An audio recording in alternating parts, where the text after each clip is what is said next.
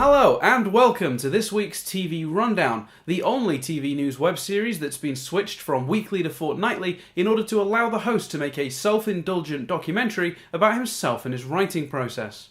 I suppose it's not too surprising we're the only show that's done that, it's pretty specific. This week in TV, CBS ordered a pilot for a Rush Hour TV series. This reimagining of the hit film franchise is being helmed by Scrubs and Cougar Town creator Bill Lawrence. Surveys have found that TV fans are somewhere between horrified and excited for this project. And by that we mean they're excited for a new show from Bill Lawrence and horrified at the prospect of more Rush Hour. Don't look at me like that, you all saw the same Rush Hour 3 that I did. Also this week, CBS forgot what year it was and ordered a pilot they'd already made in 2013. Nope. Just gonna let that one hang. Alright, I'll explain. As Raising Hope entered its last season on Fox, its creator, Greg Garcia, received 2 pilot orders from CBS. One for the multi-camera comedy The Millers and one for single-camera comedy Super Clyde. The Millers was ultimately picked up to series, and Super Clyde's pilot, which starred Rupert Grint, was aired as a TV movie. Following The Millers cancellation last year, however, now CBS are playing the "we regret that decision" game and are ordering a brand new pilot for Super Clyde, not content with rejecting the idea just the once. Netflix are currently in production on an 8-episode follow-up to David Wayne's 2001 comedy masterpiece, Wet Hot American Summer.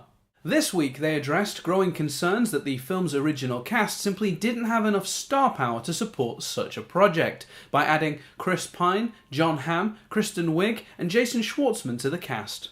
Most of the film's original cast will also be reprising their roles. It starred nobodies such as Paul Rudd, Elizabeth Banks, Bradley Cooper, Amy Poehler, Ken Marino, David Hyde Pierce, Molly Shannon, Christopher Maloney and Janeane Garofalo.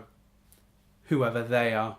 This week, Fox got it into their heads that they really want more shows with X in the title, as they confirmed that they were in early discussions with Chris Carter and the cast about reviving legendary science fiction show The X-Files, while also having discussions with Marvel about developing an X-Men TV series. Both prospects are very exciting. X-Files had a disappointing last outing in both its last full series and the subsequent film, so a stronger conclusion to the show would be a real treat for fans, plus it would also make Fox a boatload of money.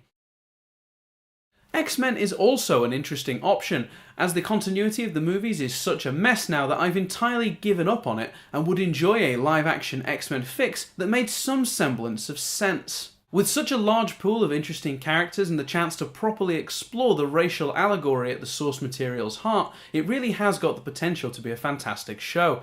And of course, even if it sucks. Although my interest in this project entirely depends on it being a true X-Men series, and not some weird prequel about a 10-year-old Charles Xavier pottering about a mansion while the show does nothing but tease all the cool stuff we love about the X-Men, but never actually showing any of it unfold. I'm looking at you, Gotham. Over the last year or so, NBC have slowly and methodically changed its relationship status from in a relationship with comedy to a definitive not in a relationship. After many years of not only championing comedy, but being responsible for television's most iconic laugh machines, NBC decimated their once-renowned Thursday night comedy schedule, all in the name of the network's new focus on drama.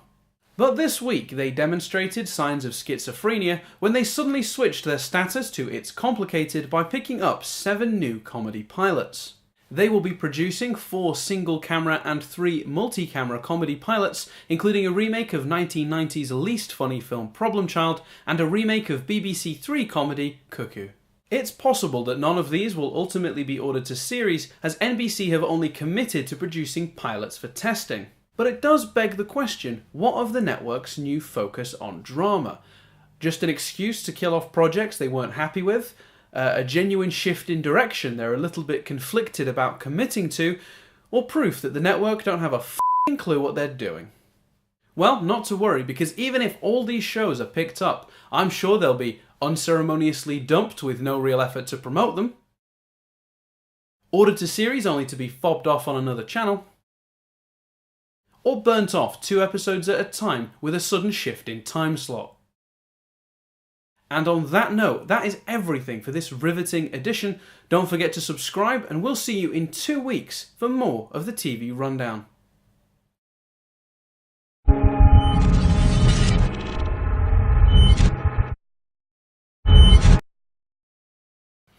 What happened to the Sincerity Corner this week?